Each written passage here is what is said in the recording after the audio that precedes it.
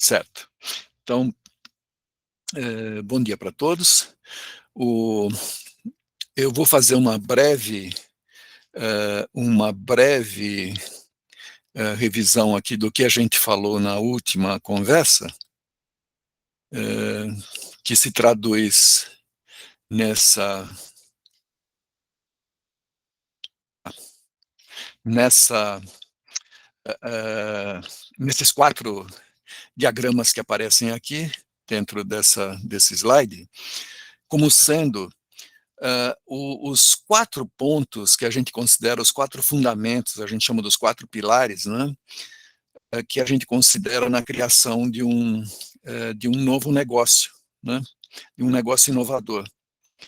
E são fundamentos porque a gente acredita que se eles não forem exercitados, se eles não forem aplicados, se eles não forem executados, né, com atenção, alguma coisa não vai funcionar bem depois no desenvolvimento do negócio. Né? Por isso esse destaque. Né? E, assim, numa breve pincelada do que a gente fez, tudo começa, né, com o propósito, claro, que é do empreendedor, né? É aquilo que realmente faz a diferença para ele, é o que ele almeja fazer, é aquilo que faz ele levantar de manhã e correr para resolver os problemas, né, que são que é o dia a dia, né, de qualquer startup, né? E é resumido nessas 3 possibilidades aí que o Guy Kawasaki descreve ou define, né, como sendo a, a, ou a melhora de alguma coisa, né, que acontece no mundo, né, ou consertar alguma coisa que não está funcionando direito, né, ou preservar alguma coisa que é boa e tem risco corre risco, né, de acabar. Então, essa é uma definição que a gente usa, muito genérica, né, mas é sempre possível você encaixar, né, qualquer propósito dentro dessas 3 grandes frentes, né, de atuação. Tudo tem a ver com aquilo que eu quero fazer, né, da minha vida, aquilo que eu quero fazer como pessoa, como profissional. O segundo ponto importante, o segundo pilar, é uma vez definido a área, né, onde eu quero atuar, né, com essas 3 possibilidades aí, o que eu vou oferecer concretamente de benefícios para essas pessoas que eu quero afetar nessas 3 frentes, ou de melhora, ou de consertar alguma coisa, ou de preservar algo que corre o risco de acabar.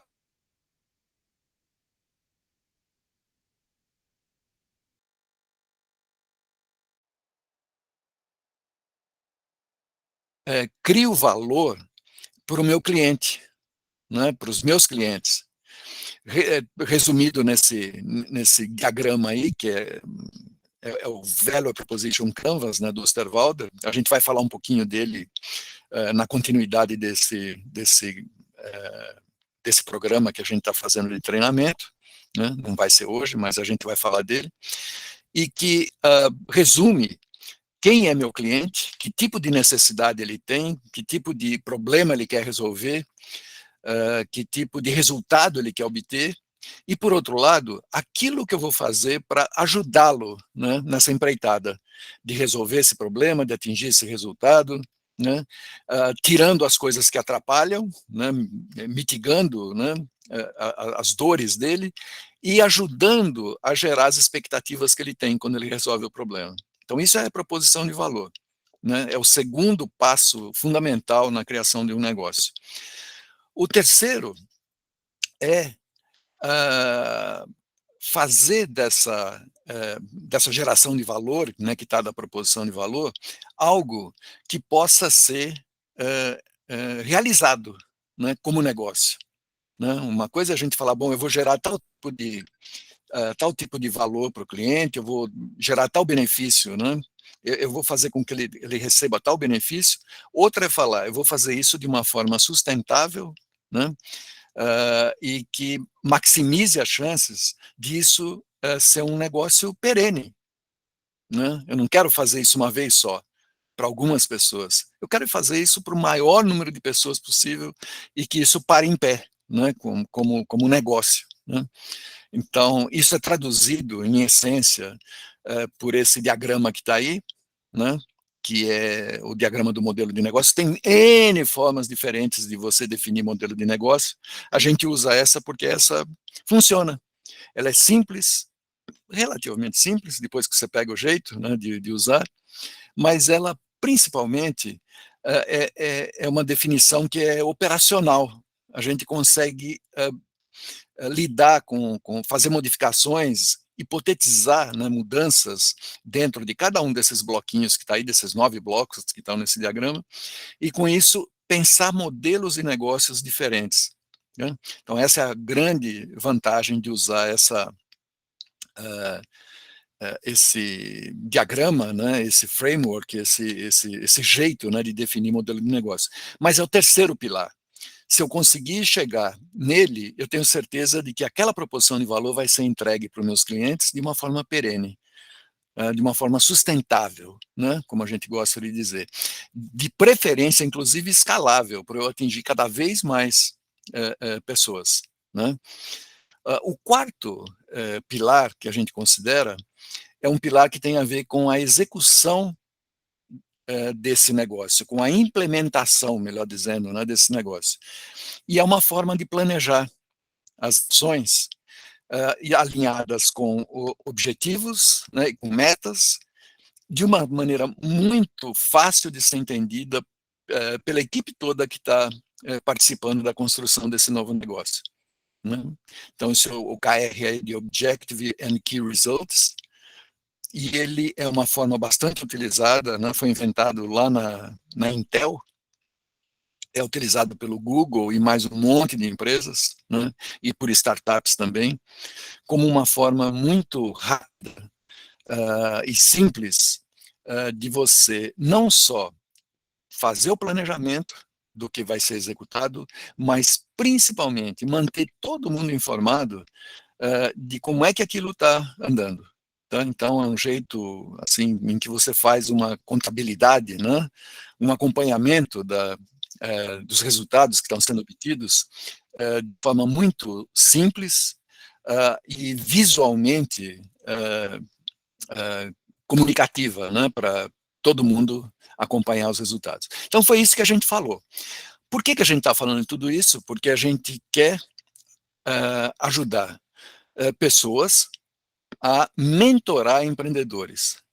Então, o que a gente está fazendo aqui é falar, olha, empreendedor que a gente trabalha com ele, a gente costuma fazer ele passar por essas 4 etapas na construção, desculpe, a gente costuma ajudar esse empreendedor a fazer uso desses 4 conceitos, desses 4 pilares, na criação de um novo negócio. Né? Então, isso aqui não é a mentoria em si, mas é o modelo de funcionamento da criação, né, de um novo negócio. Tá? Então, saber como é que isso funciona, dá uma ferramenta para o mentor, ajudar o mentorado, ajudar o empreendedor de uma maneira muito efetiva. Né? E é por isso que a gente está falando delas. O que a gente vai fazer a partir de agora é entrar um pouquinho mais no detalhe com essa mesma intenção de instrumentalizar, né, os mentores, as pessoas que vão atuar como mentores, de tal forma que eles consigam ajudar empreendedores de uma maneira efetiva, que eles consigam não só entender onde é que está a dúvida, né, do empreendedor, né, que é o ponto de partida, né, mas também equacionar essa dúvida à luz de metodologias, de ferramentas, né, de técnicas, de métodos, né, que vão facilitar a solução dessa dúvida dentro de um contexto de criação de negócios inovadores, dentro de um contexto de criação de negócios que sejam sustentáveis, que sejam escaláveis, que é a qualidade que a gente quer que eles tenham. Tá? Então, isso aqui é o resumo do que aconteceu nas nossas 1h30 que acho que a gente conversou, né, da última vez. resumidos aqui em 5, 10 minutos no máximo. Alguém tem algum comentário para fazer, alguma dúvida? Senão a gente vai para a apresentação de hoje mesmo. Toy, eu esqueci de falar alguma coisa no resumo? Estão ouvindo, né? Sim. Comentar que são 2 benefícios adicionais de usar a metodologia, né? O primeiro é que esses métodos que a gente escolheu como pilares, né, eles acabaram se tornando padrão dentro do universo de startups e até mesmo em corporações. A gente já ofereceu treinamento corporativo, né, em cima dessa metodologia. Então, isso permite uma comunicação muito facilitada, muito eficiente com outras pessoas que tenham feito o treinamento, né? Mas, mesmo que não tenham feito treinamento, é uma maneira organizada também de falar sobre os assuntos de modelos de negócio, porque o instrumento que se usava antigamente era plano de negócios, né? Que dava lá um documento de 200 páginas e que era impossível de trabalhar. Agora, isso não serve apenas para empresas de tecnologia ou de inovação, né? O Theovalder é muito claro em dizer que essas metodologias servem para ONGs, servem para negócios tradicionais, servem para restaurantes.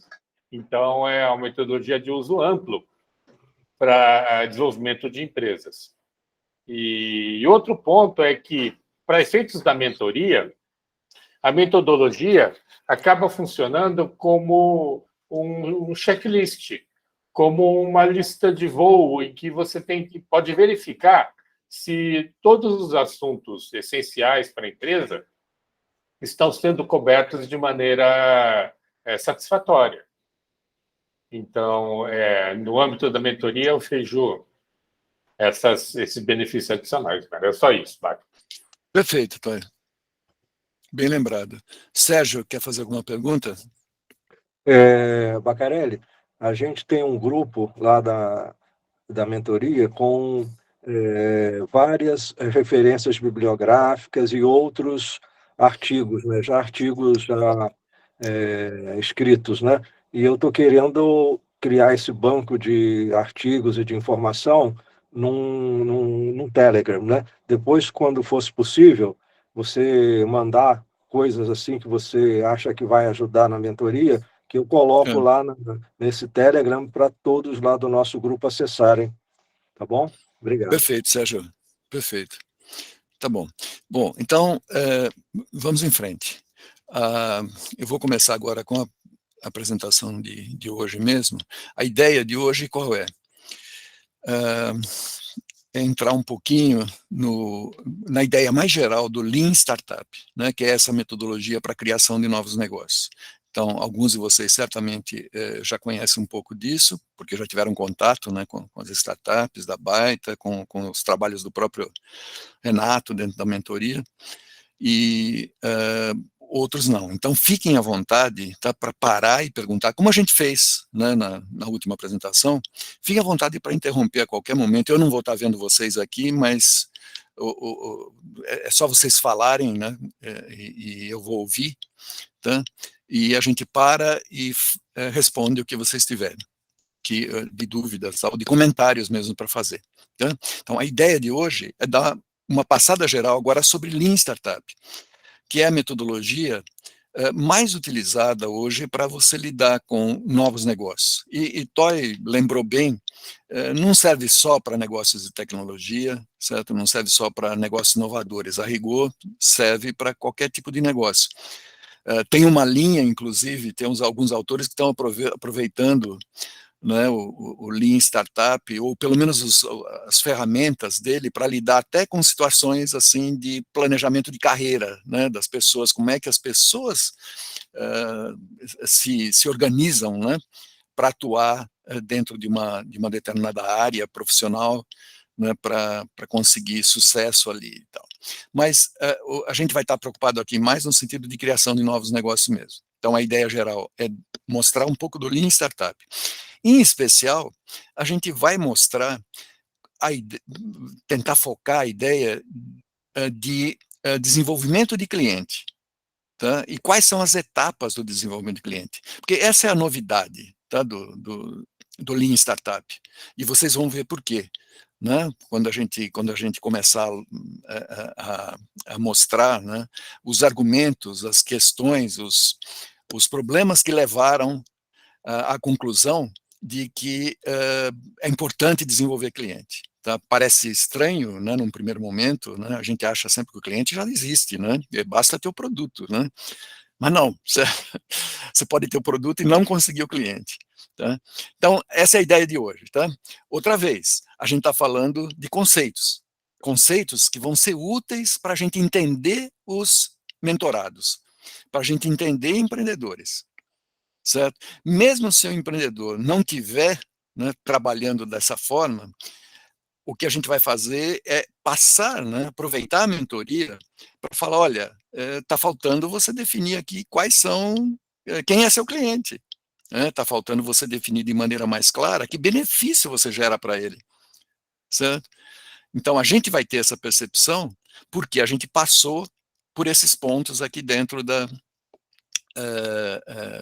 dentro dessa visão, né, macro da metodologia. Vai ser fácil perceber. Então, é o que Toy falou, é a coisa mais parecida com o checklist a que Cecília se referiu a ele na última conversa nossa. Tá? Então, vamos lá, estou conversando demais aqui e estou mostrando assunto de menos aqui. Então, vamos aqui, vou compartilhar uma janela, agora vou fazer o compartilhamento só do PowerPoint mesmo, ocultar aqui e apresentar aqui. Então, nessa altura, vocês devem estar vendo aí a tela, né? Então, Lean Startup Customer Development, que eu acabei de falar, e vou passar meio rápido nessa introdução aqui, é uma introdução que a gente faz, né, toda vez que fala desse assunto, né, para mostrar um paradoxo aqui, ou algo que nem sempre fica aparente, né? Então a gente está acostumado a ver essas marcas aqui, são todas marcas, né, que são utilizadas como exemplos de coisas de sucesso. A Medtronic é menos conhecida, essa Unilever aqui, de purificação de água, hoje já tem um monte, né, já tem muito mais do que a Unilever, mas ela foi a primeira que fez isso. São todos exemplos de negócios inovadores, no mesmo estilo de Uber, no mesmo estilo de WhatsApp, Airbnb, Spotify, que são mais conhecidos. Nespresso, né, que foi o primeiro exemplo. E aliás, o primeiro exemplo mesmo foi o iPod, né? Então, são todos exemplos de produtos e negócios bem-sucedidos. Só para falar, né, a Unilever aqui é aquela ideia de que eu alugo, né, eu faço uma mensalidade para o equipamento de água, porque eu mantenho a filtragem sempre em forma, sempre com qualidade, né? Então, eu não vendo o produto, eu vendo o serviço de purificar a água, né? E Medtronic é um caso interessante também de marca-passos, né, em que eles conseguiram vender para um mercado de um poder aquisitivo muito baixo, né, na Índia, e mesmo assim venderam um produto que era de máxima qualidade, né, mas dentro de um modelo de negócio todo diferenciado. A questão é, até no Brasil a gente tem essas coisas, né, esse desenho aqui dos unicórnios, né, os unicórnios como sendo startups que valem mais de $1 bilhão, né, ele é uma relação de 2020, não mudou muito, 2021, porque até 2020 teve uma grande intensidade aqui de criação de unicórnios, né, depois caiu um pouco, deve ter mais umas 3 ou 4 que não estão aqui nessa lista.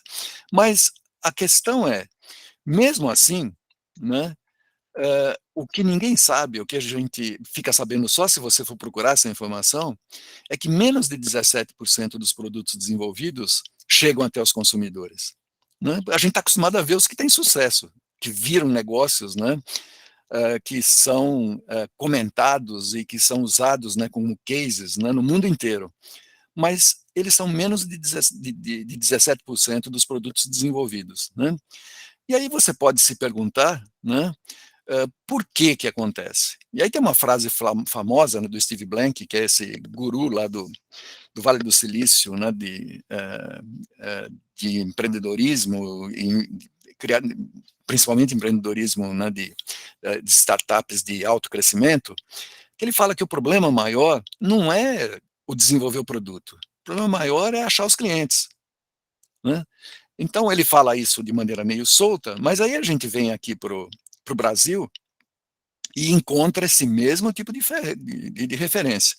Então, 30% das startups não conseguem se manter no mercado. 74% delas fecham após 5 anos. Tá? Então, eu não coloquei a data, que devia ter colocado a fonte aqui também, mas essa é uma estatística de recente, deve ter uns 2 anos, né? Feita com base nas startups que são tratadas dentro de programas como Inovativa, por exemplo. Tá? Ou dentro das aceleradoras, que é uma outra fonte de informação importante. Então, o problema não é só, né, lá do Steve Blank, lá no Vale do Silício. Tá? O problema existe aqui também. Se você pega dados do Sebrae, eles vão falar a mesma coisa. Né? E se você entrar na internet agora e né, fizer essa consulta, vai aparecer. Você pode perguntar, inclusive, por que acontecem essas falhas, né? Então, tem estudos mais completos, como esse daqui, por exemplo, feito em 2018, junto a 14 aceleradoras internacionais, que falou de 4 razões principais. A primeira, né, é de teste inadequado do negócio, e a mais crítica, tá? Dá uma olhada nesses 2 itens, certo? Para vocês verem algo que é surpreendente. Tudo bem, o primeiro, não resolver necessidade importante, né, pela qual clientes pagam, de repente eu resolvo alguma outra, né, que não paga tanto, né, mas já é um negócio preocupante. A segunda que está assinalada aqui, essa, né, assusta. Como é que é? Tem gente que faz algo que, né, tem empreendedor que faz alguma coisa que ninguém quer. Como é que isso é possível? Né? E isso representa 50% das falhas. Tá? E aí, entre outras, né, de atrasar a ida para o mercado, blá, blá, blá, tudo isso aqui tem a ver com um teste inadequado do negócio. Tá? A segunda razão é a incompatibilidade do time, né, que isso já, o senso comum diz para a gente que é possível mesmo, né, acontecer, tudo gente nova que está começando, às vezes nunca trabalhou junto, né.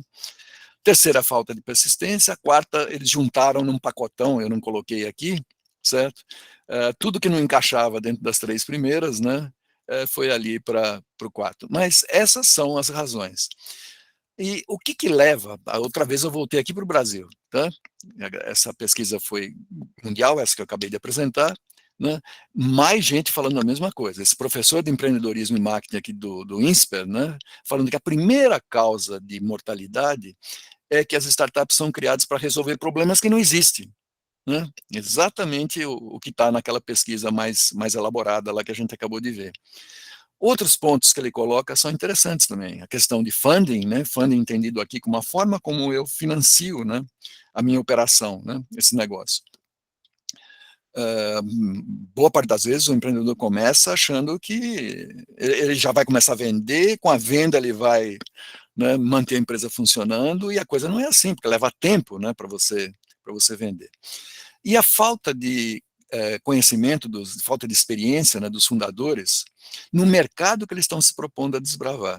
Né? Então, esse professor diz, você tem que ter um mínimo de experiência para entrar no jogo. Você não pode, né, achar que você entra nisso e já sai ganhando. Né? Aqui tem um outro depoimento interessante de um empreendedor, né, que não conseguiu levar a empresa dele para frente, de certa forma reforçando, mas dando mais uma pincelada nisso, né, nas questões pelas quais pode falhar um negócio. Então, primeiro não entendia do setor de publicidade. Está só reforçando o depoimento anterior do professor, né, comentário, de que você tem que entender do assunto. O segundo, já é um pouquinho diferente, né? Ele gastou muito tempo e dinheiro desenvolvendo o software e o sistema perfeitos, né? E aí tem uma parte aqui que eu ressaltei, eu supervalorizei essa parte e o ganha-pão era outro, era ganhar audiência. eu poderia ter o dobro de telas, né, que era o que ele fazia, né? Ele fazia propaganda dentro de táxis, né? Eu poderia ter o dobro de telas dentro dos carros, né, na rua. No fim das contas, é que o cara é o que, né? O sujeito de mídia, o cliente dele, né, queria saber quantas telas você tem, né, que eu posso publicar alguma coisa. E ele estava preocupado em fazer o software, né, que fosse perfeito, né, para fazer isso e não crescer com o número de telas. Eu estou escutando os bips, tem alguém querendo falar? Não, né? Qualquer coisa vocês me avisem, tá? Bom, como é que a gente mitiga esses problemas? Agora a gente vai entrar na essência. Então, do que a gente falou até agora? Empreender, no sentido de criar um novo negócio, não é trivial, né? Criar produtos de sucesso também não é, né? As estatísticas estão contra a gente. Elas dizem que vai ter muito mais problema do que sucesso, muito mais fracasso, né, do que sucesso. Tá? Então, como é que eu resolvo isso? Bom, aí o pessoal lá do Vale do Silício, Steve Blank em particular, né, foi o sujeito que saiu com essa ideia a primeira vez, ele deu uma solução simples para isso, né?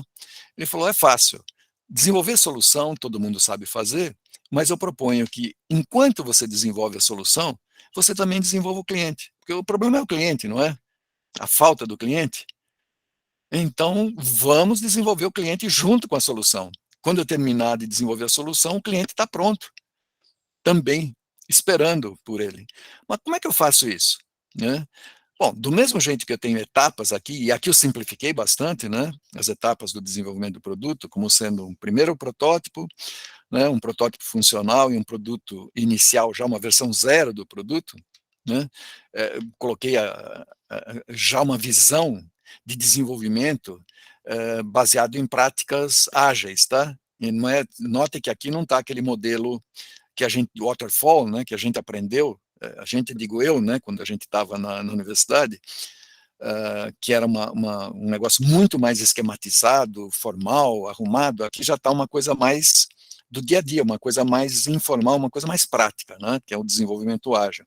Você vai fazendo soluções, vai apresentando para o cliente e mostrando, isso aqui é ou não é, funcionou, não funcionou, né, e isso resume, né, o que acontece no desenvolvimento do produto ao longo de um processo de desenvolvimento desse tipo. Né? E o que você faz enquanto você desenvolve o produto desse jeito?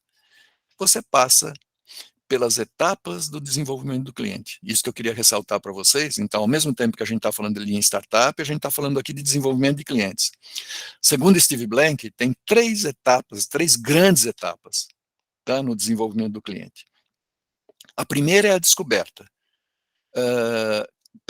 Desculpe, deixa eu ir um pouquinho em frente aqui, antes de entrar na fala que eu ia fazer. Então, essas coisas são pareadas, né? A descoberta do cliente serve para desenvolver um primeiro mock-up, ali é um protótipo ainda de baixa fidelidade, né, como a gente costuma chamar, é um protótipo que não é funcional, ele é uma coisa mais para ter a cara, né, do que seria o produto e para servir para interagir com esse futuro cliente, né, para ver se eu estou no caminho certo ou não. Tá? Validação do cliente já é um protótipo funcional, assim por diante. Antes de... estou entrando no detalhe. Eu não queria entrar no detalhe agora. Eu queria só falar isso aqui, que assim como no caso do produto, o desenvolvimento do cliente também ocorre em etapas. Então, e etapas que estão pareadas, né, com as etapas lá de desenvolvimento do produto também. Tá? O que acontece na primeira etapa? Agora a gente vai entrar no detalhe. Tá? Para que serve a descoberta do cliente? É a primeira etapa do desenvolvimento do cliente, tá? Segundo o Steve Blank. Serve para responder essas perguntas aí. Quem são os clientes? Quais são suas necessidades? O que eles precisam realizar? Quais são as dores e expectativas que eles têm? Tá? Nota que eu não estou perguntando o que ele quer, certo? Que é a pergunta que eu não posso fazer. Isso ele não sabe responder. Eu tenho que perguntar o que você faz? O que você quer obter como resultado? O que atrapalha você quando você está tentando chegar lá? Né? O que você tem como expectativa quando por uma coisa que dá certo, quando dá certo? Tá? Então, essas são as perguntas que a gente faz para os clientes, tá? Os futuros clientes, né? Porque eles não são clientes ainda porque o produto não existe. Nota, eu estou construindo, vou começar a construir um protótipo com base nessas respostas. E o que eu faço com essas respostas que eu obtenho aqui? Eu filtro por relevância, porque pode ser que eles falem um monte de necessidades aqui, eu falo, mas isso aqui não parece relevante, ou, na verdade, eu pergunto para ele, dessas 10 coisas que você falou que você precisa fazer aqui, quais são as 3 que são realmente críticas? As 3 mais importantes, certo? Isso vai dar relevância. Dessas que são relevantes, eu me dou o direito de priorizar, por alguma razão, certo? Pode ser pela minha facilidade de domínio, né, daquelas necessidades lá que ele falou, pode ser pelas tecnologias que eu domino também e que tornam mais fácil, né, desenvolver soluções para um determinado conjunto, né, de necessidades e não para outro. Pode ser por intuição do que eu acho que o mercado, né, vai ter mais aceitação, né, ou dentro de um roadmap que eu imagino, né, que vai ser mais favorável começar daquele jeito para depois partir para o segundo conjunto, né, de prioridades. O segundo conjunto de necessidades, de expectativas, de dores, certo? Eu priorizo. Isso aqui é o próprio empreendedor, né, tomando uma decisão. Mas essa daqui é uma informação que vem das respostas dos futuros clientes que foram entrevistados. Com base nisso aqui, eu identifico quais são as principais demandas comuns. Tá? Então, agora eu tenho algo que pode servir para definir a próxima versão do protótipo. Né? Eu começo a lidar com coisas que eu acredito que, olha, essas daqui, né, são comuns, são relevantes e eu acho que vale a pena priorizar. Tá? O próximo passo disso aqui é pensar em como é que a gente vai resolver as necessidades, como é que a gente vai mitigar ou resolver as dores, como é que a gente atende às expectativas, como é que eu vou contribuir para o sucesso, né? Eu sou capaz de perceber isso, como é que o que eu estou fazendo vai contribuir para o sucesso do meu futuro cliente? Quando eu respondo essas perguntas aqui, eu tenho a proposição de valor, que nada mais é do que o conjunto de benefícios que a solução propicia para o meu cliente. Nota que isso aqui não é o produto ainda, certo? Claro que eu vou usar essas coisas aqui para gerar os protótipos, né? Os protótipos aqui vão sendo, vocês vão ver no finalzinho, a gente vai mostrar que a gente está sempre criando novos protótipos, testando, aprendendo com o teste, né? E refazendo. Tá? Então, é um processo cíclico, né? Então, com base nessas respostas aqui, eu começo a fazer protótipos cada vez melhores. Então, esse é o segundo passo. Lembra, a gente falou lá de proposição de valor como sendo algo fundamental. É nessa hora aqui, certo? Entre a descoberta e a validação do cliente que eu chego na proposição de valor, que é quando eu sei que benefícios a minha solução tem que criar, que valor ela tem que criar lá para o cliente. Mas eu continuo, certo? Não me dou por satisfeito, só porque eu identifiquei, né, um conjunto de demandas e um conjunto de soluções para essas demandas relevantes que eu acredito que vão ser aceitas, né, que vão gerar benefícios para o cliente. Eu vou lá e testo, certo? O Eric Ries, que é discípulo do Steve Blank, né, ele fala que o Lean Startup é um processo científico para criação de novos negócios, certo? Por que isso? Porque tudo é feito com base em hipóteses, né? Experimentos para você testar aquelas hipóteses, experimentos para você validar, né? Ou invalidar qualquer ideia que você tenha, né? De desenvolvimento para desenvolver aquele produto. Tá? Então, vocês vão ver que isso é uma constante. Né? Toda vez eu faço alguma coisa, mas eu tenho que validar. Tá? A validação aqui tenta responder essas perguntas aqui. O produto resolve o problema mesmo? certo? Aqui nota que eu já tenho um protótipo funcional, certo? Mais que isso, o cliente percebe o benefício, tá?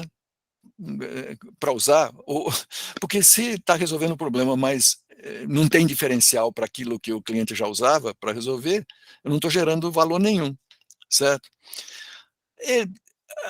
As condições, né, de venda desse produto, ou de compra, né, pensado pelo lado do cliente, estão ok para ele? Quer dizer, é o jeito que ele costuma comprar, é o jeito que ele costuma pagar, é o preço, né, correspondente, ou é o preço que tem sustentação nos benefícios que ele vai ter, né? Ele enxerga essa troca como uma troca justa, né, pelo benefício que ele está recebendo, tá? Nota que nível, né, o Lean Startup tenta chegar antes de ter o produto desenvolvido ainda. Eu tenho um protótipo funcional só aqui, mas eu já testo inclusive o preço, certo? E aí eu tenho que fazer algumas validações para ver se eu vou ter cliente em quantidade suficiente, né? E se eu vou ser capaz de gerar aquele produto lá, com um pouco de informação que eu tenho até agora, de maneira a ter o custo adequado, né, para aquele valor que o cliente está disposto a pagar, e a capacidade de fazer isso em escala, ou seja, na hora que eu aumentar essa produção, o, o custo vai se manter, ou vai crescer, né, menos do que as receitas. Até esse tipo de coisa eu tento validar nesse nível aqui. Quando eu valido, ou para validar, eu vou usar o diagrama do modelo de negócio, que era o terceiro pilar que a gente falou lá na última conversa, né, dos 4 pilares. O terceiro pilar é o modelo de negócio. Ou seja, eu sou capaz de fazer uma primeira esquematização, uma primeira composição ali dos fundamentos de um novo negócio e verificar que ele vai parar em pé. Tá? Que eu sei como é que eu vou fazer para crescer esse negócio depois de uma maneira sustentável e preferencialmente escalável. Tá? Esse é o resultado que eu tenho aqui. Não é o negócio em si, né, mas é a avaliação de que eu tenho, se eu fizer tudo como está descrito no modelo de negócio, a possibilidade de criar um negócio sustentável e escalável. Tá? Daqui para frente é execução. Tá? Então, criação de clientes, lá para o Steve Blank, é a terceira fase do desenvolvimento de clientes, chama atenção pelo nome, mas no fundo ela tenta responder essas coisas que estão aqui. Ó. Então, criar o cliente significa atrair mais gente interessada. Por quê? Eu fiz as etapas anteriores, eu realizei as etapas anteriores com base nos clientes, né, potenciais que eu consegui chegar neles, que eu consegui interagir. Mas eu vou ter um produto agora e eu vou ter que atingir muito mais clientes se realmente o meu negócio tiver que atingir aquele potencial que eu percebi lá de ser sustentável e escalável, né? Como é que eu vou fazer para atrair mais interessados? Como é que eu faço para atrair interessados que viram clientes mesmo? Ou não passam ali só para experimentar, testar e falar, não serve para mim, né? Ou não é melhor do que eu já tenho. Tá? Se eu atrair clientes, realmente, né, não só interessados, eles se transformaram em clientes, eles estão satisfeitos, eu consigo fidelizar. Né? Nota que isso aqui, o negócio já está começando a operar, certo? Eu sou capaz de fazer o atendimento, à medida que eu cresço o número de clientes, a minha operação é capaz de sustentar, né, esse crescimento, de forma a manter a qualidade, manter o atendimento, manter tudo que é desejável, né, para eles continuarem satisfeitos e fidelizados. O que eu tenho para fazer isso aqui? As ações de marketing e vendas e a própria operação do negócio, que pode ser um produto, pode ser um serviço. Resultado disso, aqui sim eu já tenho uma empresa que está operando. Tá? Então, bom, tem um último passo aqui, eu vou mostrar para vocês, só para fechar esse ciclo, né, de desenvolvimento, mas desenvolvimento de negócio já. Está dentro de criação de clientes ainda, tá?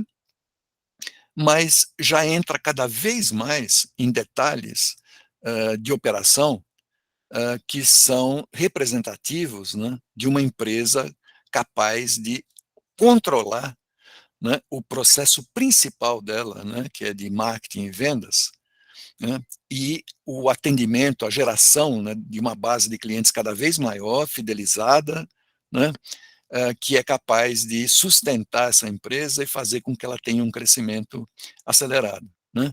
Então, a primeira coisa é o funil de marketing e vendas, né? O funil é uma ferramenta, é um instrumento que serve para eu verificar, né, quais são as etapas, né, que um cliente percorre desde o momento em que ele só um interessado até o momento que ele vira um cliente fiel. Mais que isso, eventualmente ele vira alguém que propaga, né? Isso é o santo grau, né, de qualquer empreendedor. Ele quer clientes que fiquem tão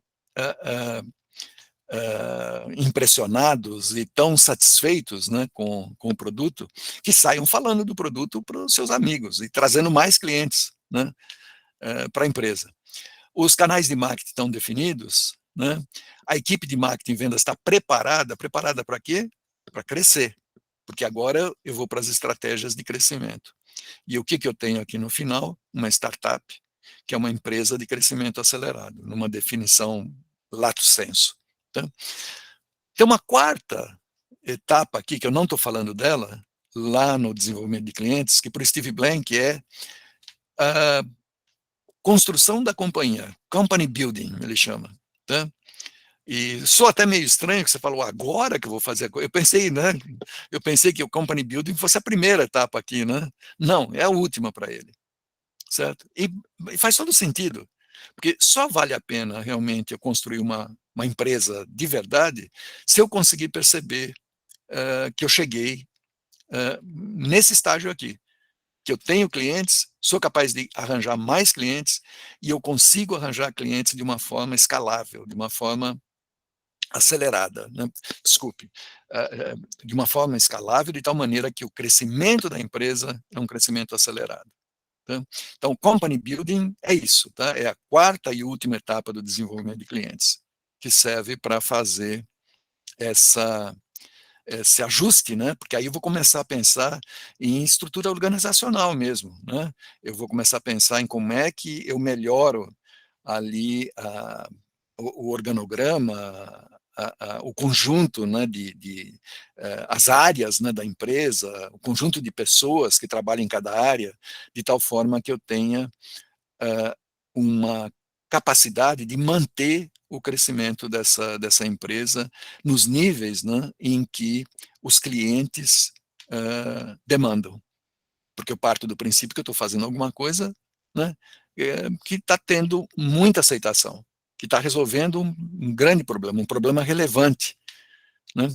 Então, eu vou ter cada vez mais clientes, certo? Esse é o pressuposto da criação de uma startup. Tá? Perguntas? Eu acho que aqui é isso. Uma boa hora para fazer uma paradinha e ver se tem comentários de vocês, perguntas. Eu achei interessante esse negócio do company building, porque quando as grandes empresas resolvem fazer spin-off, geralmente eles começam pelo contrário. E eu vi um exemplo disso esqueci o nome, o ex-fundador da TOTUS, que ele saiu da empresa, deixou pro sócio mais novo, ele se aposentou, mas ele não parou, ele fundou uma outra empresa totalmente baseado em online, né? Tá. Só que ele fez tudo o contrário, ele começou construindo uma empresa, gastou uma fortuna, mas ele é rico, ele pode, né? Gastou uma fortuna construindo uma empresa e até onde eu sei não conseguiu nada. Pois é. Ele fez o Esse é o risco. contrário. Esse é o Fez o risco. contrário. Mas é muito comum, viu? Esse tipo de conduta, esse tipo de ação, porque a pessoa tem uma confiança, né, assim, imensa. Nossa, eu conheço o cliente, conheço o mercado, né? Então até interessante, porque cai numa situação que, de certa maneira, você você fala, bom, não é para o problema de falta de conhecimento de mercado que essa pessoa errou, né? Talvez seja o contrário, excesso de confiança, né, nesse conhecimento. E falta de validação, cai naquele primeiro tópico lá, primeiro conjunto de causas de fracasso. Falta de teste. Então, isso, né, que o Steve Blank e o Eric Ries, né, que foi o sujeito que escreveu, né, sobre o Lean Startup, mais, assim, enfatizam. Teste, não acredite só na sua intuição, quando o assunto é saber se o produto vai ser aceito ou não, se tem cliente para o produto. Você pode ter a maior intuição a intuição mais calibrada do mundo, né? Mas vai lá e faz um teste, porque senão você corre o risco de acontecer exatamente o que você disse. E que Steve Jobs também tem exemplos, né, de coisas que ele fez e foram um fracasso. A gente lembra só das coisas que deram certo dele, né? Mas ele tinha um pouco dessa mania também de sair achando que ele já sabia o problema e tinha a solução para ela. Mas, excelente comentário. É isso mesmo.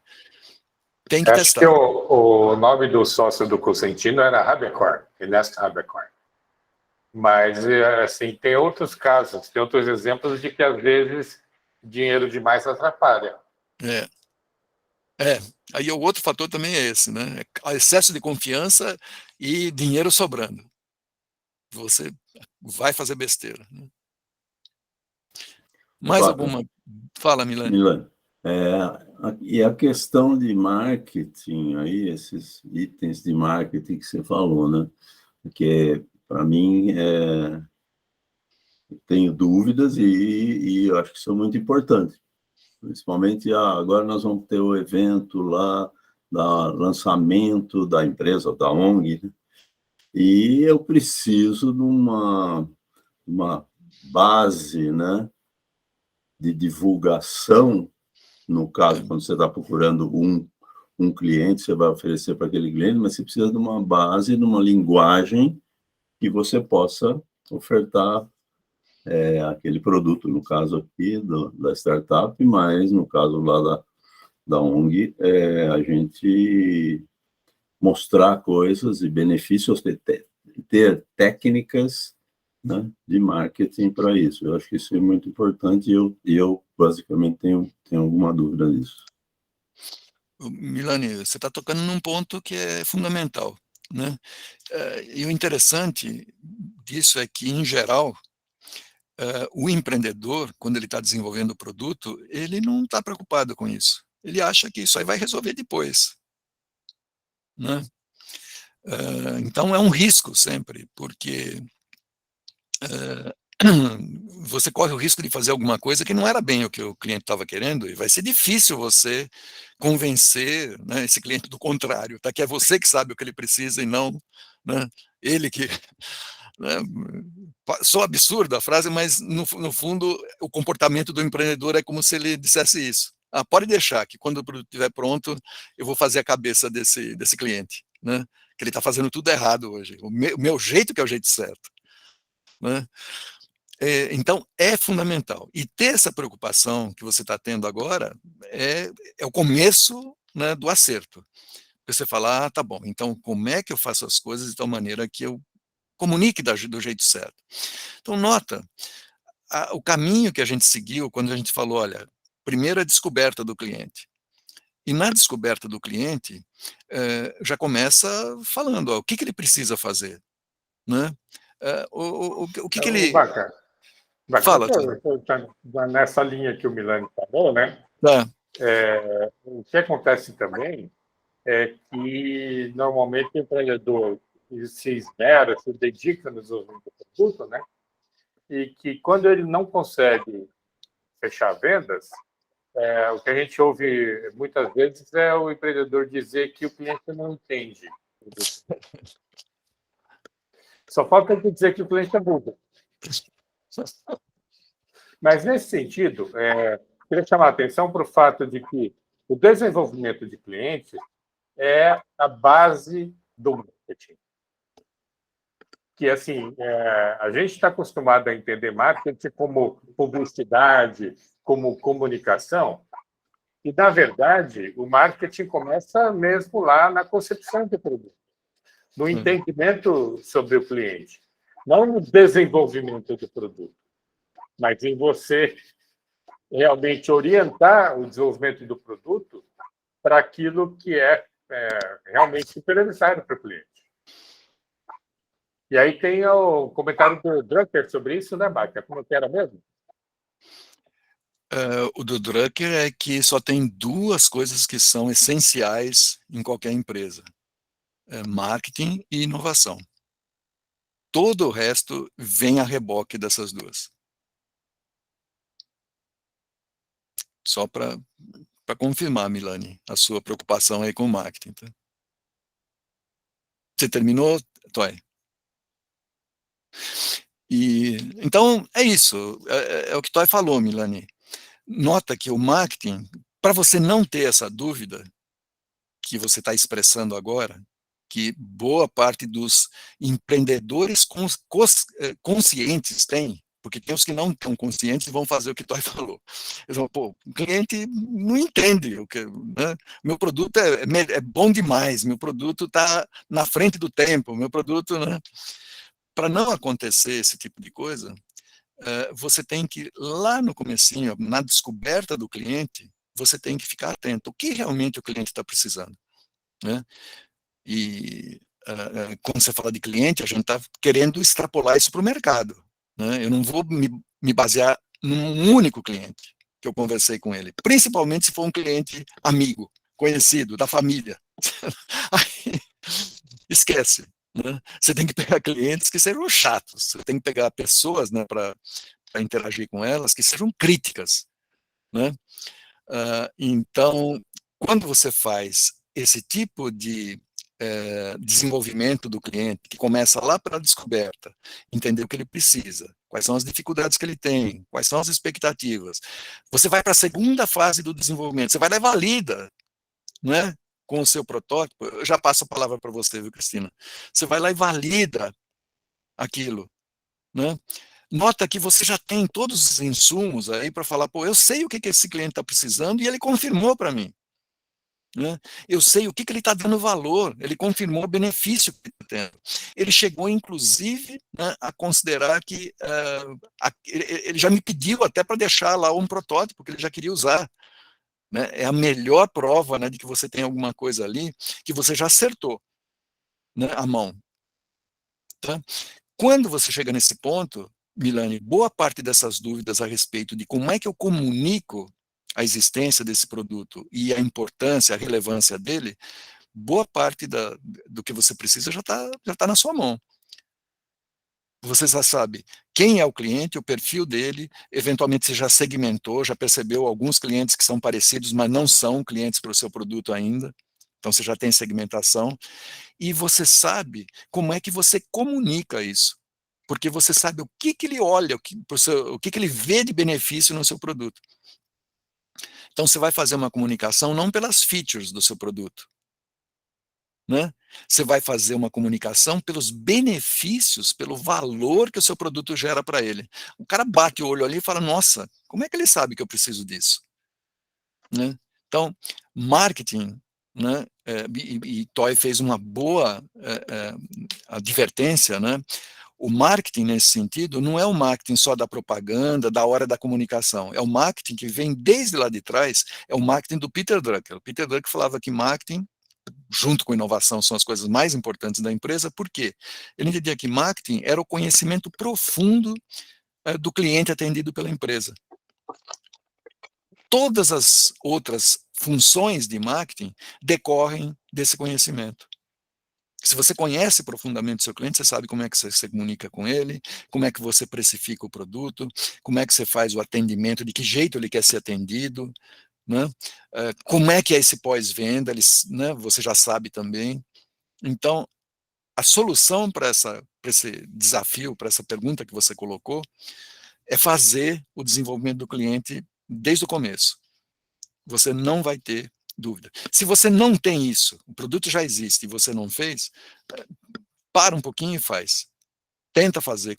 É mais fácil quando o produto está pronto, por um lado, né, porque você tem como saber que coisas você tem que testar. É um pouquinho mais difícil por uma razão que Toy deu lá na primeira conversa nossa, quando ele falou do apego que qualquer empreendedor tem, né, pelo seu produto. Faz com que você enxergue aquilo sempre de um jeito enviesado. Às vezes, você ouve uma coisa da pessoa com quem você está conversando e entende outra, porque você quer entender aquilo que é favorável, né, para o seu produto. Você não quer entender uma coisa que vai contra. Tá? Então, tem que tomar esse cuidado. Ok. Tá? Cristina? Então, mexeram agora no meu queijo. Que legal. Falando de marketing, né? Tá. A gente tem visto hoje a importância muito maior do que há 30, 40 anos atrás, quando a gente desenvolvia negócios, a importância de conhecimento do cliente, do consumidor, da persona. Agora tem vários nomes para a mesma coisa.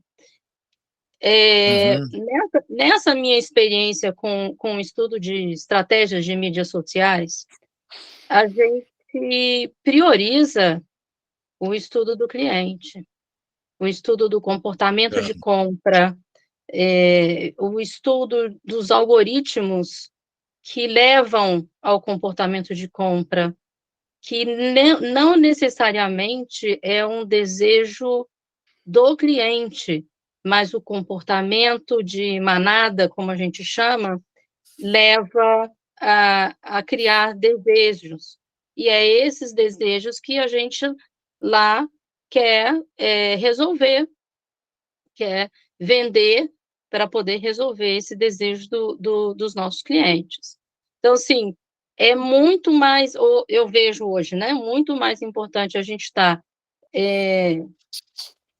dedicando um tempo razoável das nossas startups em conhecimento das mídias sociais, que vão levar a criar o desejo do nosso consumidor.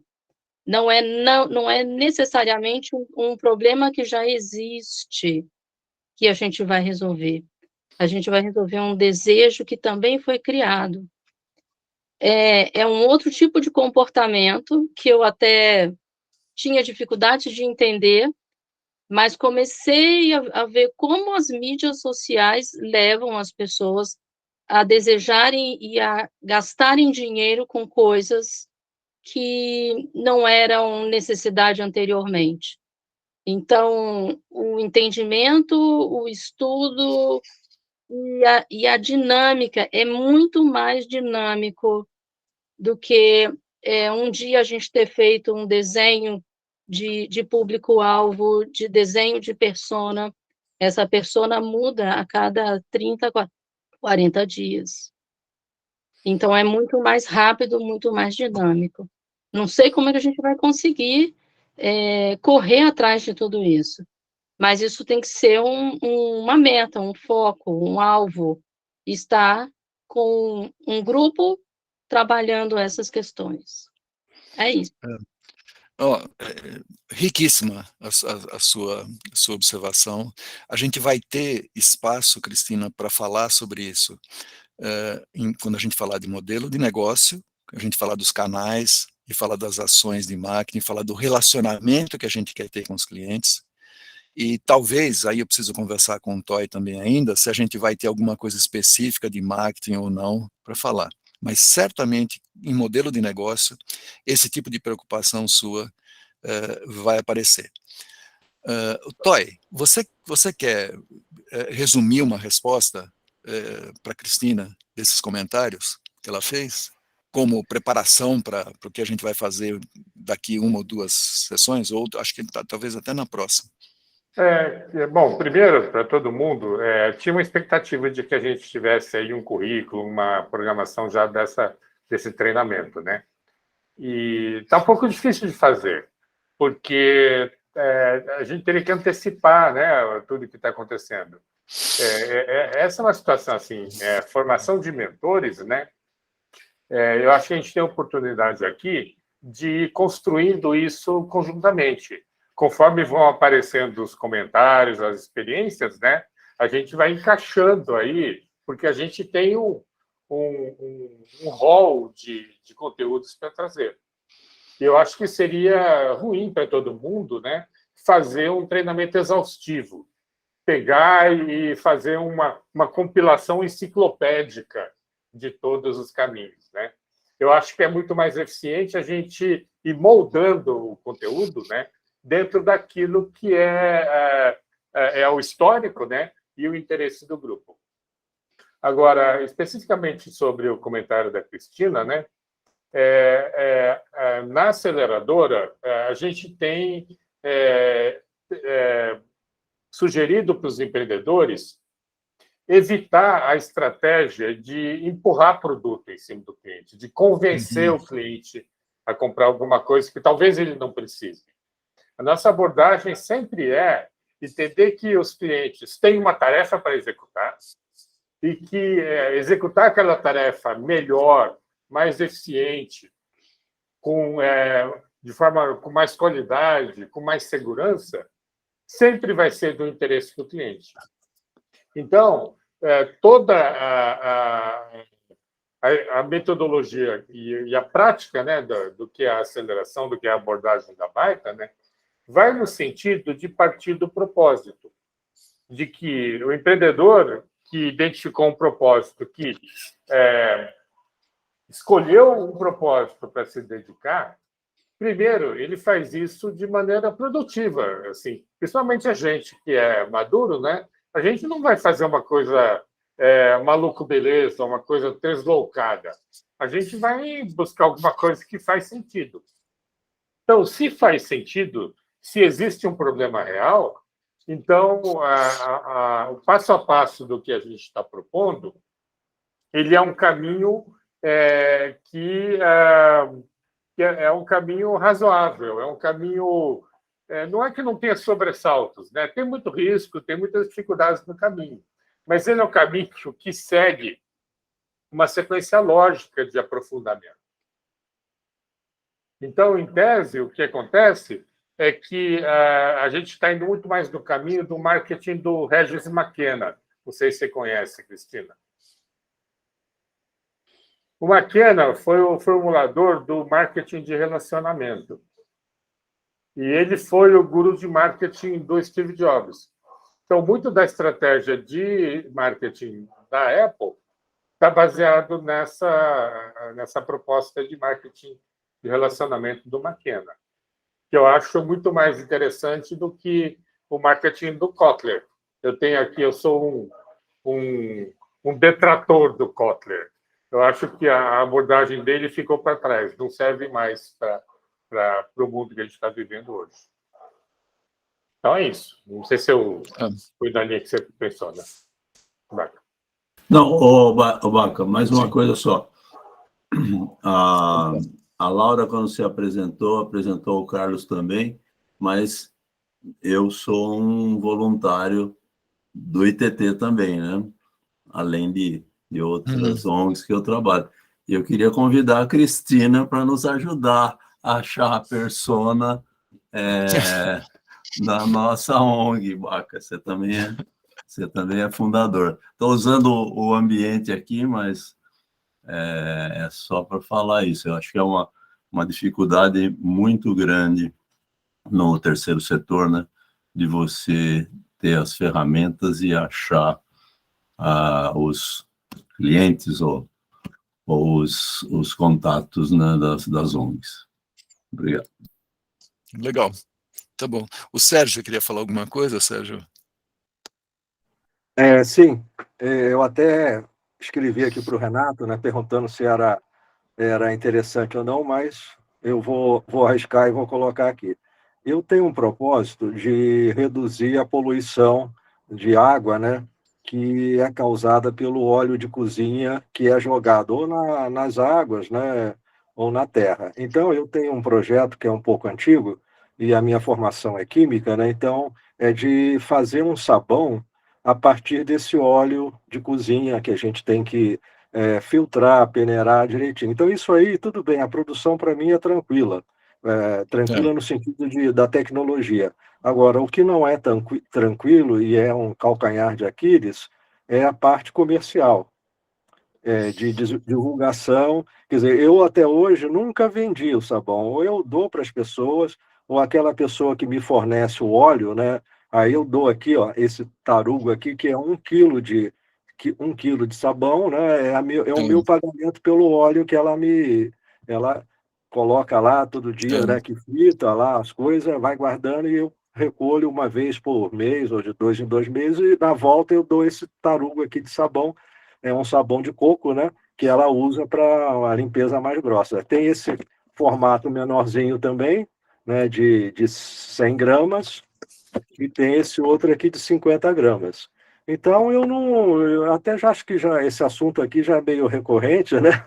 Mas é que o meu propósito é esse, não deixar que esse óleo, né, vá para o meio ambiente. E toda cozinha, né, toda residência, né, às vezes, toda eu não digo, né, boa parte faz fritura. E é um problema, a pessoa simplesmente joga na pia da cozinha ou em outros lugares piores, né?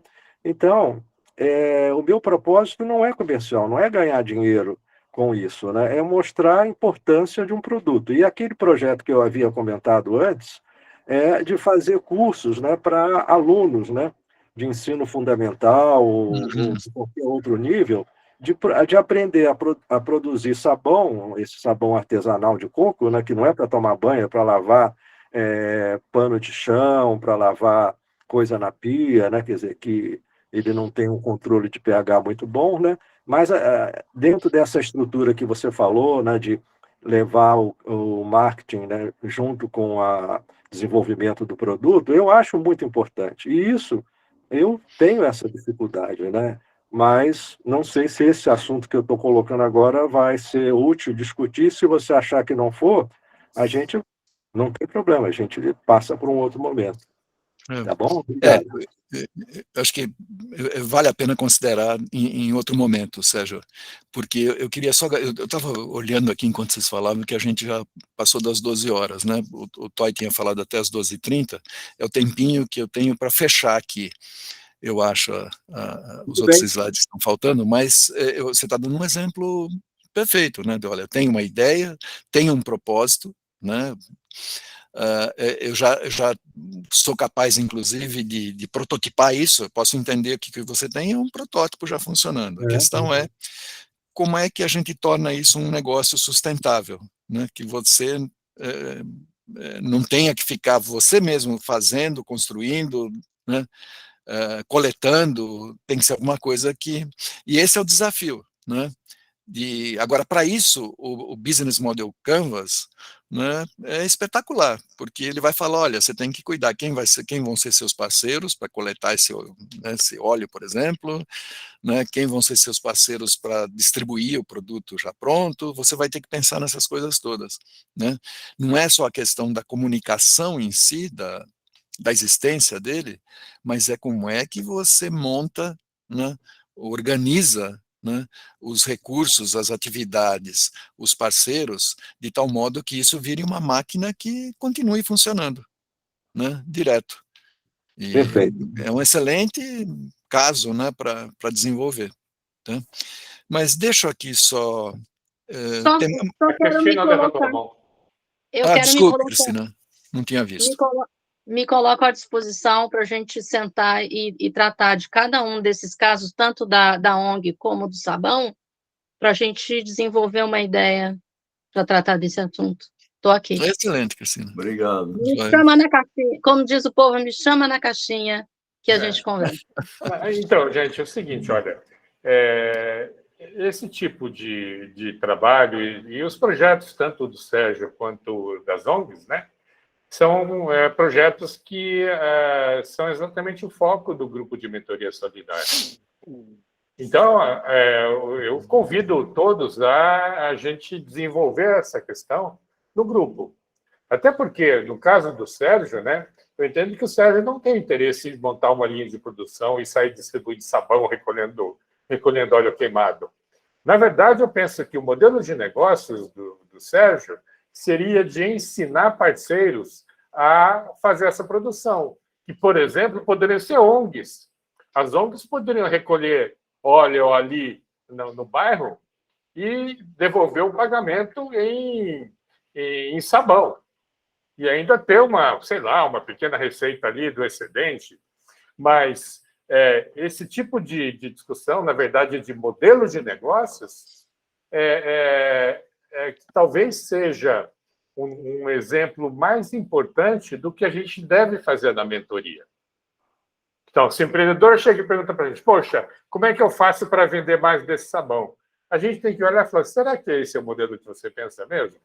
Será que dentro do propósito que você está se colocando, não seria melhor você simplesmente ajudar outros a produzirem isso, tendo o seu conhecimento como base para montar a produção?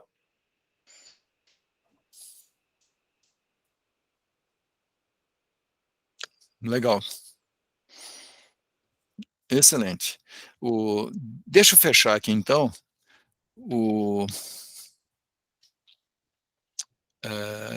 a última parte aqui do que eu queria apresentar. A primeira eu preciso compartilhar.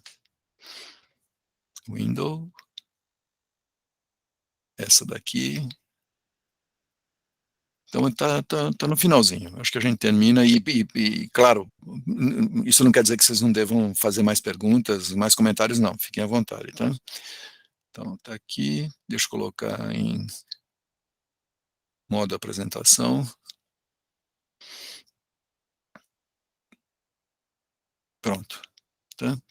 Então, resumindo, né? A Lean Startup, e agora vão aparecer, né, esses conceitos todos que a gente falou, né?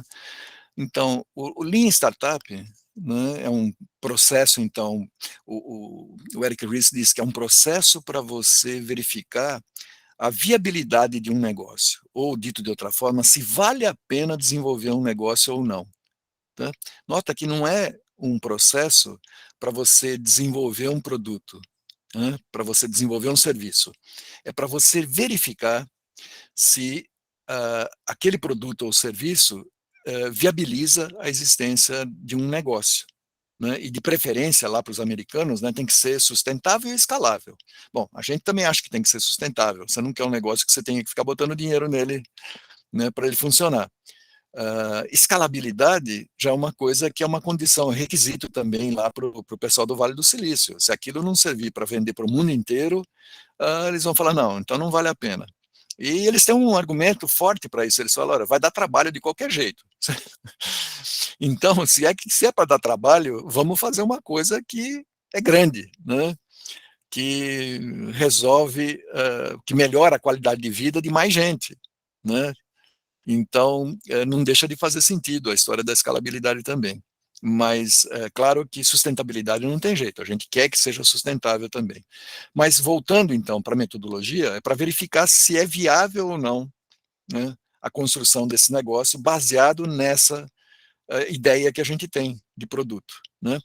Então, o primeiro passo, né, é você colocar suas hipóteses no Business Model Canvas ou no Value Proposition Canvas, que foi aquele que a gente mostrou, né, logo de cara, né, que tem a definição do lado direito, né, nesse círculo, dos Jobs, Pains e Gains, que é como a gente, é o que a Cristina chamou de persona, né, ela está embutida aqui. Esse é o jeito do Value Proposition Canvas falar das pessoas, certo? Elas têm coisas para fazer, que são os jobs, né? Elas têm objetivos, elas querem resultados, elas querem alguma coisa. Tá? Elas têm dificuldade para fazer isso, tá? E elas têm expectativas. As dificuldades são as dores, têm expectativas. E do lado esquerdo tem aquilo que a gente acredita que vai resolver essas coisas, num nível de benefício só. Nota que esse diagrama aqui, ele cabe numa folha A4, certo? Então não tem espaço aqui para colocar código, nem para colocar, né, ali descritivos detalhados, né, do que a gente vai fazer. É só para falar, olha, eu vou fazer alguma coisa que gera esse tipo de resultado, que tem essa finalidade, certo? Então, é uma descrição em alto nível. Se eu fizer isso aqui, num primeiro momento, vão ser hipóteses, né? porque eu não sei se isso vai funcionar ou não, eu não conversei com os possíveis clientes ainda. E aí que entra, né, a ideia de que, na verdade, tanto o VPC como o BBNC são organizadores de hipóteses, mas hipóteses de negócio, não são hipóteses tecnológicas, não são hipóteses de funcionalidades ou de, né, detalhes ali de arquitetura, né? Não, eu não estou preocupado com isso agora. Eu quero saber se isso vai parar em pé como um negócio. Tá? Essas hipóteses de negócio eu vou testar uma a uma, e depois, né, quando a gente falar do Canvas, do Business Model Canvas, né, a gente vai entrar um pouquinho mais no detalhe, não demais também, porque a ideia é que vocês tenham uma visão geral, né, do assunto, é de que eu vou escolhendo as hipóteses para validar, para trazer aqui para o Customer Discovery, para o Customer Validation, e essas coisas interagem, né, o tempo todo. Eu posso preencher o Value Proposition Canvas e o Business Model Canvas antes de conversar com qualquer cliente, só com base nos meus pressupostos, naquilo que eu acredito, certo? Mas eu não vou sair desenvolvendo o produto, né? Eu não vou fazer nada, se for hardware, se for software, se for um infoproduto, não interessa. Eu não vou desenvolver o produto enquanto eu não passar pela fase de Customer Discovery e depois Customer Validation. Tá? Mas nada impede que eu preencha os dois canvas aqui, com todas as minhas hipóteses, do que vai, né, ser esse futuro negócio. E aí começa essa interação aqui, em que eu vou percorrendo as etapas, né, de de descoberta do cliente, de validação do cliente, e eventualmente, na medida que eu descubro que alguma hipótese furou completamente, eu achava uma coisa, mas descobri que isso não tem nenhum respaldo, né, nas pessoas que eu tô, com quem eu estou conversando, clientes potenciais, eu posso pivotar, eu posso mudar coisas aqui, na medida que eu descubro que não validou, certo?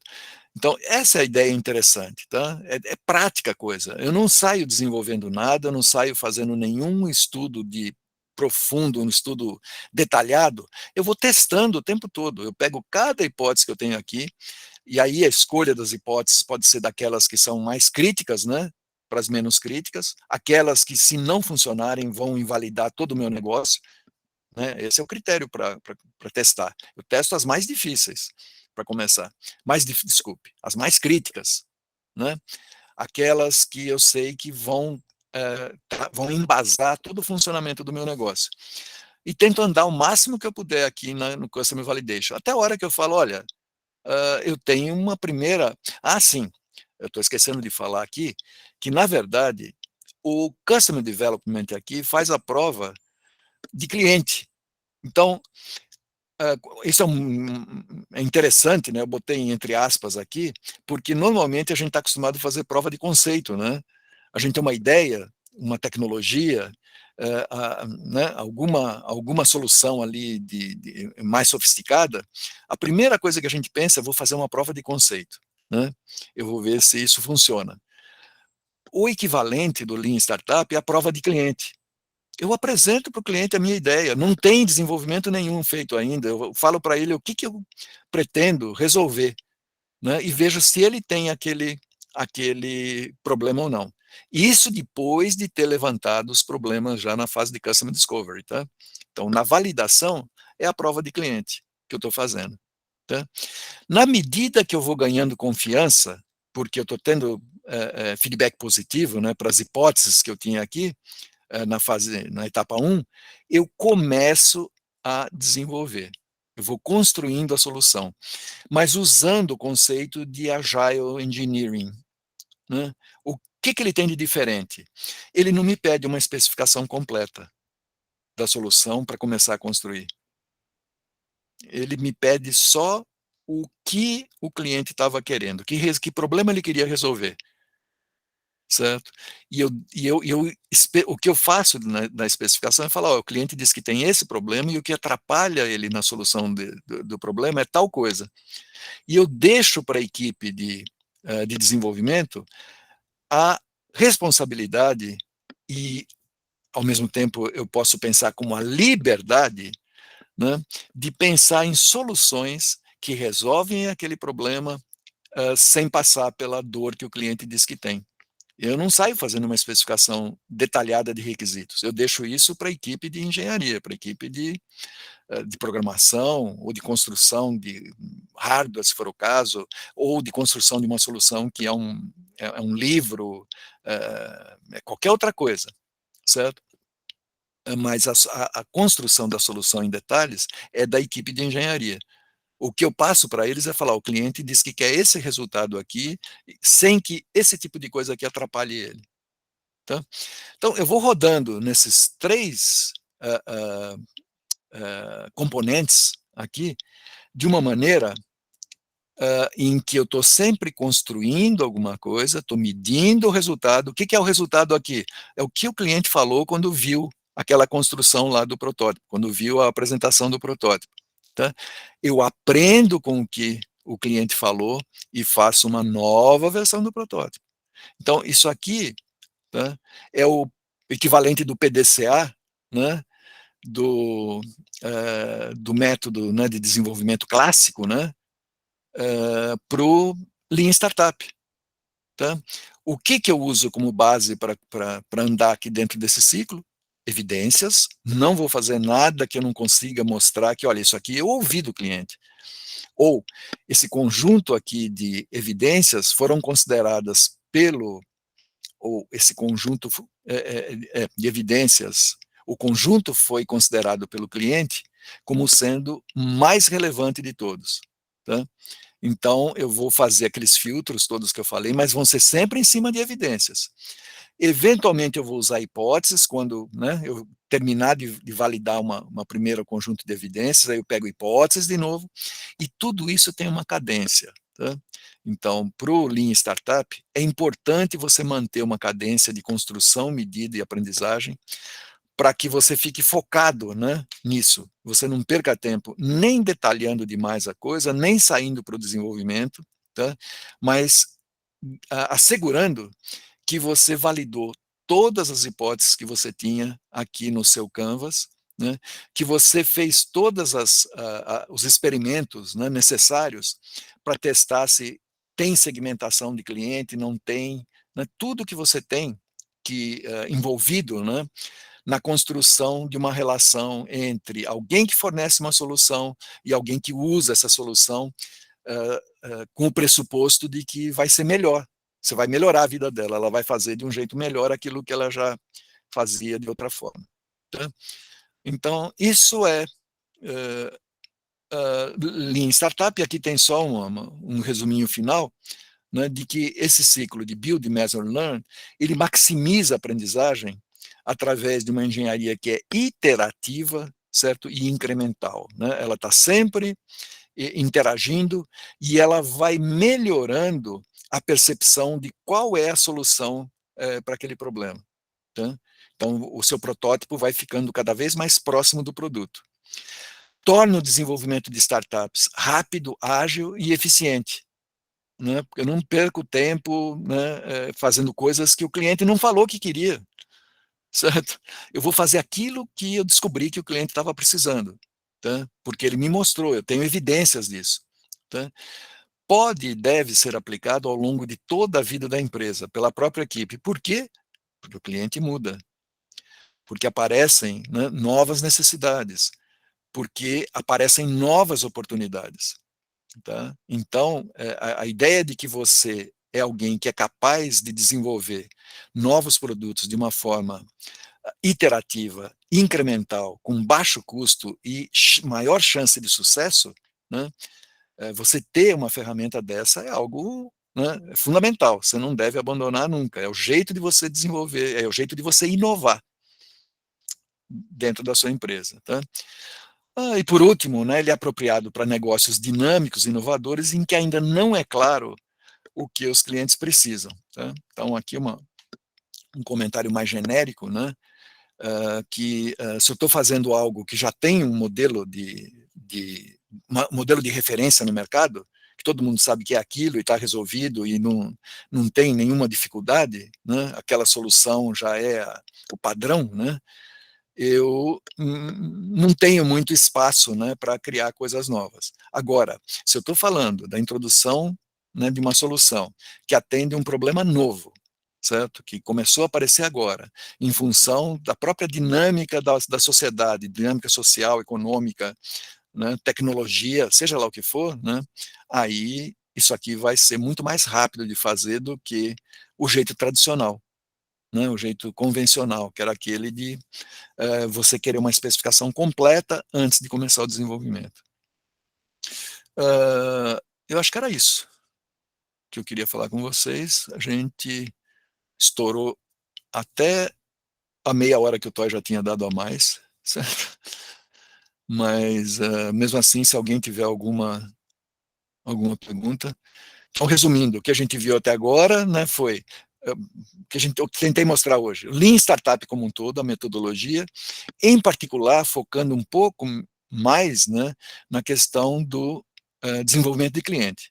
O que é esse negócio estranho, né, falar em desenvolvimento de cliente, e por que ele é importante? Né? Então, o Milani ajudou, quando ele fez a pergunta de, pô, como é que eu comunico agora o meu produto? Se você conhecer bem seu cliente desde o início, você não tem essa dúvida. Você sabe exatamente o que você tem que falar para ele. Porque você já viu ele falar disso. Ele falou com você já. Ele disse o que ele estava querendo, o que ele estava procurando. Não é bem o que ele está querendo, o que ele está precisando. É a pergunta mais importante que deve ser feita. Ficam as dúvidas que a Cristina levantou, né? E isso aí a gente aborda mais para frente, Cristina, sobre essa questão ali de como é que os clientes são influenciados, certo? Isso aí também é uma preocupação, tá? Mas Toy deu uma primeira resposta aí. A gente lida muito com o fundador da empresa, que tem uma definição do que ele quer fazer, ele tem um propósito, e ele vai trabalhar naquela direção. E se ele realmente estiver resolvendo um problema relevante, tá? Ele vai encontrar a clientela dele. Tá? E para ter certeza disso, ele vai ter passado por aquelas fases de Customer Discovery e Customer Validation. Tá? É ali que ele fica sabendo se ele é capaz ou não de atender uma necessidade real dos clientes. Tá? Mas é isso, continuei falando, né? Falando que passei a palavra para vocês, mas continuei falando. Alguém tem algum outro comentário, alguma sugestão? Alguma dúvida?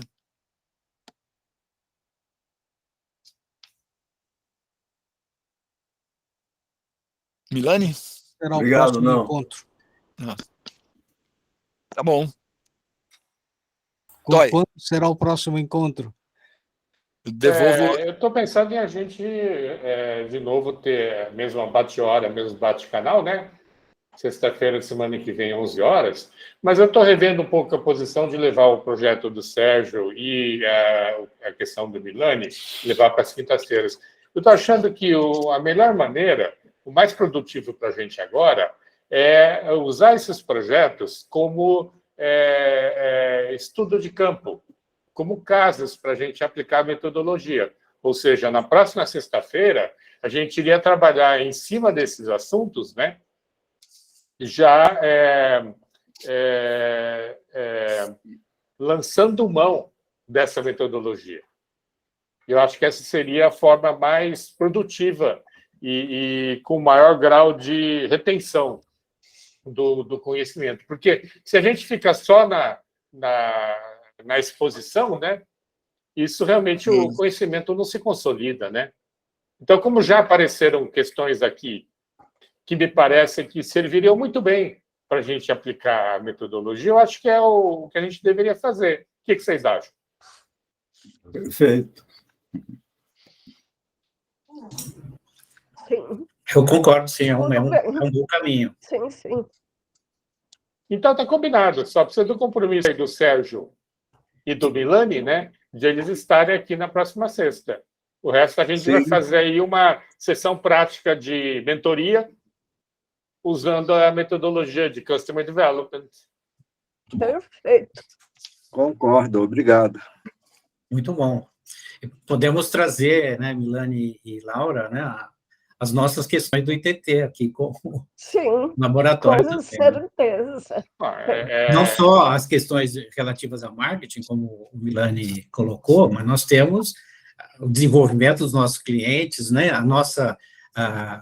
percepção da amplitude do que a gente pretende fazer, etc. Eu acho a proposição de valor, né? A proposição do nosso valor. É isso. Exatamente. Eu acho que nos ajuda muito a confluir nossos conceitos, né? A clarear nossos conceitos e criar, vamos dizer assim, o nosso caminho mais rápido, vamos dizer assim, para nos consolidar. Então, aí a minha proposta, então, seria a gente separar 30 minutos. Se a gente puder fazer a sessão novamente entre 11 e meio-dia e meia, a gente discutiria cada um desses projetos em 30 minutos. A questão do sabão reciclado do Sérgio, as ONGs que o Milani quer discutir e o ITT. O ITT é uma das ONGs. Então tá bom. Então a gente aí ficaria com 40, 45 minutos para cada um. Vai dar para trabalhar bastante e eu acho que, além do aprendizado, né, eu acho que os projetos vão ser beneficiados. E aí a gente já vai ter uma experiência concreta, né, do resultado da mentoria. Ok. Beleza, Perfeito. Obrigado. Sim, obrigada. Ótimo, obrigado a vocês também, gente, porque é o que eu disse no início, né? A gente é muito mais interessante a gente ir construindo juntos, né, o aprendizado. Perfeito. Só uma perguntinha. Então, nós vamos utilizar o conteúdo dessas duas aulas, hoje e a semana passada, para colocar o problema, no meu caso aqui. Seria isso, né? Ou seria para não para colocar, Sérgio, seria para os outros, né, mentores ou candidatos a mentores, né, usarem como ferramental para auxiliar os projetos. Sim, eu não preciso apresentar nada muito elaborado, né? Quer dizer, porque eu não tenho um cliente, né? Quer dizer, o cliente é aquela pessoa que eu vejo que precisa do sabão e Então, do Sérgio, veja, até um caso que exemplifica que os projetos vão chegar na mentoria em situações completamente díspares, né? Vai chegar cada um de um jeito, o empreendedor vai chegar contando uma história. Minha sugestão é você contar a história dessa atividade, o que você já fez, o que deu certo, quem ficou feliz, as pessoas que se tornaram contribuintes, doadoras assíduas de óleo, os que consomem o sabão resultante, mas contar a história. Tá certo. Eu acho que essa é a abordagem da mentoria. Tá ótimo, entendi. Tá bom, perfeito. Obrigado. Bom fim de semana para todos. Então tá bom, gente. Ok, pessoal. Muito obrigado. Semana que vem, Obrigado, Baca e todos. Tchau, Baca. Obrigada. Tchau, tchau. Tchau. Obrigado também. Muito obrigado, Baca. Um abraço a todos. Obrigado. Abraço.